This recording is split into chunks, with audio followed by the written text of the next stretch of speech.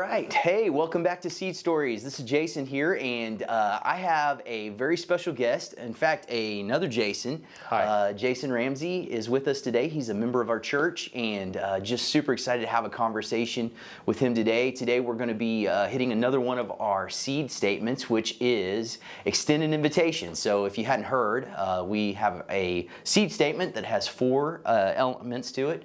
The first one is share the gospel. The second one is extend an invitation. The third one is embrace new relationships. And the last one is do the work together. And so we're going to have a conversation about that today. So that being said, thanks for tuning in. We're looking forward to just another good conversation today and glad that you're a part of it. All right, so let's just jump right in, Jason. All right. Just why don't you take a moment and just introduce yourself and just kind of let us know who you are and a little bit about your family. All right. My name is Jason Ramsey. I've been going to church here about 2 years now, I think. Yeah. My wife's Jennifer Ramsey. I've got 3 boys. John, he's 13, involved in youth. And I've got Jackson, who is 7, and Judge, who is 5. He just went to Big People's Church for the first time, like the last couple of weeks. I'm sure lots of energy. Yes. Yes. That's awesome. His grandmother was there, so he was pretty quiet. That's always good to have So grandparents involved. Absolutely. Yeah. Well, today we're going to talk about extending an invitation, and you said you've been here for about 2 years, so maybe if you could just maybe give us some insight of what that looked like for you guys, becoming part of our church family here, and maybe how God kind of used some different pieces to make that happen. Yeah, absolutely. We were fairly involved with a mega church, essentially, and I had been going there for quite a while and really enjoyed it, especially the teachings, but it was kind of hard to be involved. The community, I mean, you can be as involved as you can, but it was just so easy to be anonymous and just come in and go and kind of use church as entertainment as opposed to, spiritual growth or, something to be a part of and, serve. And, we tried service and we were like on a greeting team, for quite a while. And we, taught some kids classes and stuff like that for a while. And it was all well and good, but there was still like that anonymity. And, one of the things that they actually would preach on at the church is sometimes it's important to actually maybe not even go to that church anymore and get involved in your local church. And so we had, God had kind of put that on our hearts, especially Jennifer. I mean, she was really keen on trying to find a local church. And so my schedule kind of prohibited us from going to the regular church service because I was working on Sundays at the time. And but my schedule changed and opened it up, to where I was now off on Sundays. We, our company had closed and on Sundays. And so that kind of just opened it up for us. And, we were going to be trying out local churches and things of that nature. And, Jenny had found an ad for Cross Timbers. And so she signed John up to go to Cross Timbers, and that we were all equipped for that and everything. And I had taken my 2 younger sons out to the splash pad one day, and there was another couple with their kids there, a little bit older, but my kids were playing with them, so fine, everything's fun. And I was talking to them, and it was Josh and his wife Emily, and at the time Josh was the children's minister, so he was actually heading up the trip. It was right, I think Shelby came in like right after Cross Timbers or something for that time, but. Anyway, we started up a conversation, and we're talking about going to the church and things of that nature, and come to find out, Emily actually attended a church that I used to have gone to in my youth. I was actually in youth group with her older brother and older sister and stuff, and so it's kind of small world deal. But of course, Josh certainly encouraged me to actually come to church and not just go have John go to the camp and that'd be it. So, typical outreach pastor, right? Yeah, and and I mean we didn't just jump right in, and in fact at first we went to the camp meeting, and then even didn't even start coming until after Cross Timbers, because I remember going to drop John off where he was going to be picked up off the bus, and I saw Pastor Travis. Pastor Travis looked real familiar to me. And I thought at first that he was a guy I had gone to high school, that but no, he's not. But come to find out, we had both attended Super Summer at the same time, and we're actually in the same group, and that's actually the when he met Aaron. Okay. So, kind of, Special time for yeah. I mean, but I mean, I had seen him, and I was like, I know that guy, So, but then we started coming, and when he saw me, he asked, if I went to Super Summer. He was like, "Are you Jason Ramsey?" And I was like, "Yeah." And so he had like old pictures of when we were at Super Summer and stuff. And so that's cool. It was just really cool, and it was really exciting for me to get involved in the church for a lot of different reasons. It was great to. Because it was like an instantaneous community when I jumped in because of what few things we did in the Blanchard area. Yeah. Like for instance, John was in Scouts, and so I come up and there's like 15 dads that I already know because I've gone on camping trips with them and stuff. Very cool.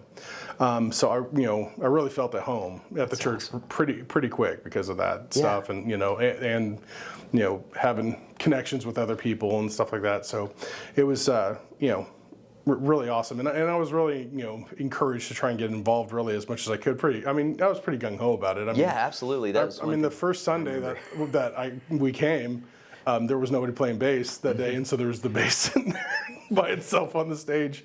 And I went to you after service, and I said, "Hey, do you need a bass player?" Right. So yes, I do remember that. And so, but yeah, I was really eager to get involved as much as I could because just having that godly community was something that I really feel like we were missing because we were just going and leaving. Absolutely. So well, I love the way that you kind of talked about that. You had kind of a this mentality of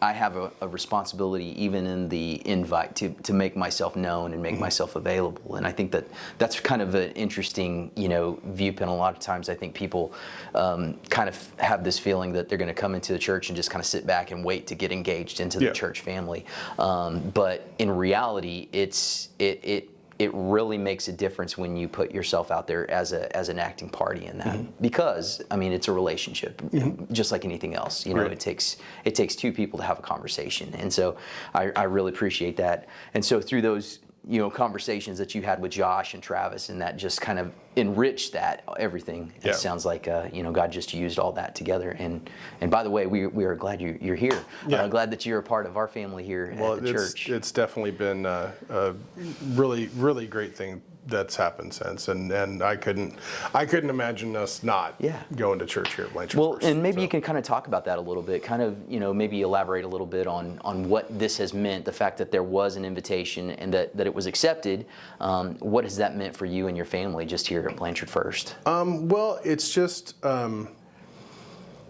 it's just the sense of community of it, and it's sometimes whenever you get into like trying to invite people to church, and you feel like you're pushing, like you're trying to force something on people, or trying to tell people, hey, you need to believe my way, and but there's when you've got the love of Christ behind it, all that kind of political stuff kind of just goes to the wayside. Yes. So. Absolutely. Well, that's, something about just thinking about that, having the heart of Christ. I think about how many times, when that is our priority, when that's our kind of our idea of why we're doing what we do, that helps us to make those decisions and reach people in a different way. We're not trying to, like you said, we're not trying to just strong arm people into the church.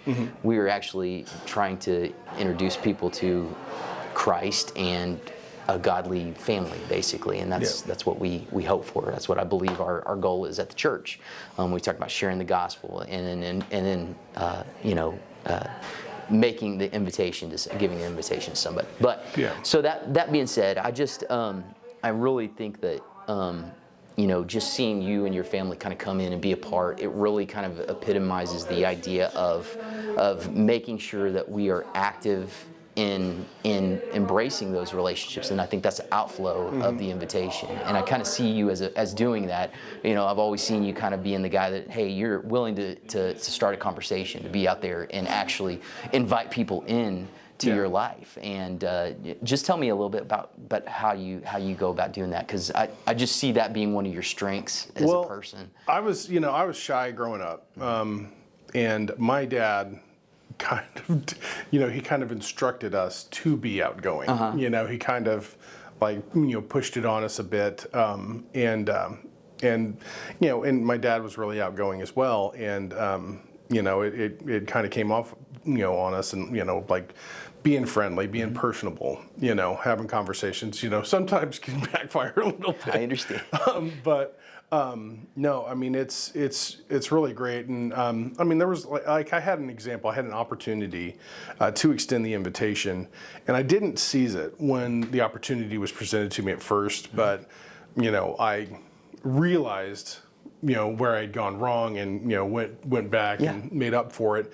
One of the things, especially when you're in a small community like Blanchard, which, it's getting bigger and bigger every day, but when you're going to the same stores here and there, every few days or what have you, you start developing these relationships. Even if you're not on a first name basis with people, you recognize, oh, that's the person that works here, and that's the person that works there.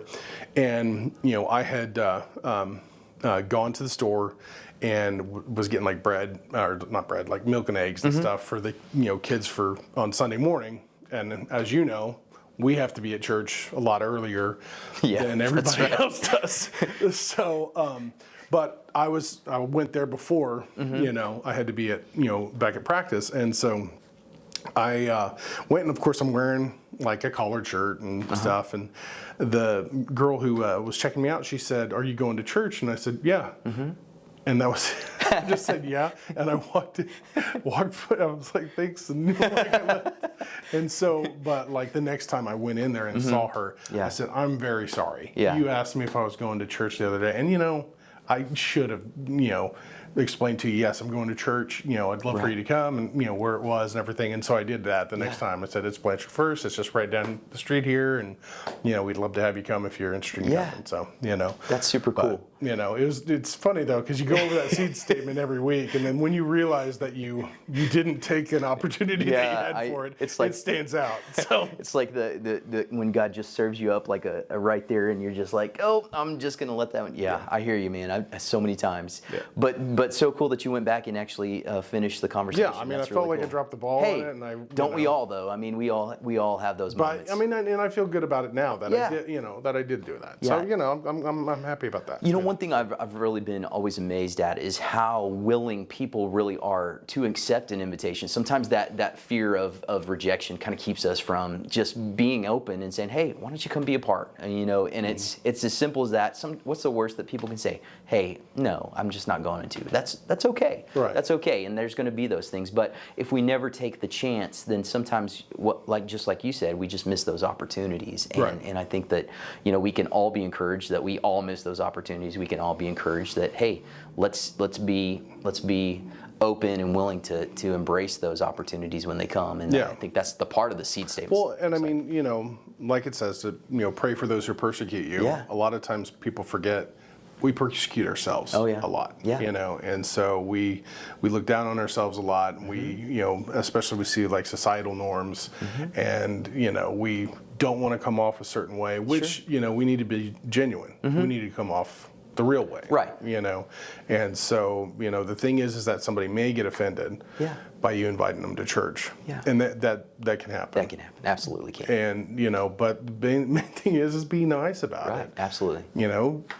Ask people to come to church. You're genuinely inviting them to church. If they don't want to come to church, it doesn't hurt your feelings. Right. It's no big deal. It's okay. Right. But I want you to know you're always welcome. Type of thing. So absolutely, and what we talk about is planting seeds. And that's what we're doing, and that may not come to fruition today. It may be, like some people, it takes time for that to come around, and God may be working in people's lives. But Well, I really, I just love, the opportunity to sit down and chat with you about these things. And I know, man, we could sit down here and probably talk for hours and hours, and maybe we should again.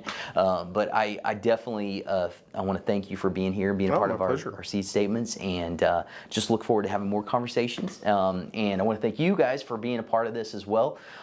We are looking forward to having more good conversations about the seed statement and many more things.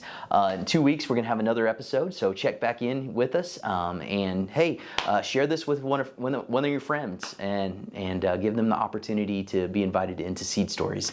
We want to thank you for being a part. We hope that God bless you through it. We'll bless you through it, and we will hope to see you again next time. You guys have a great day.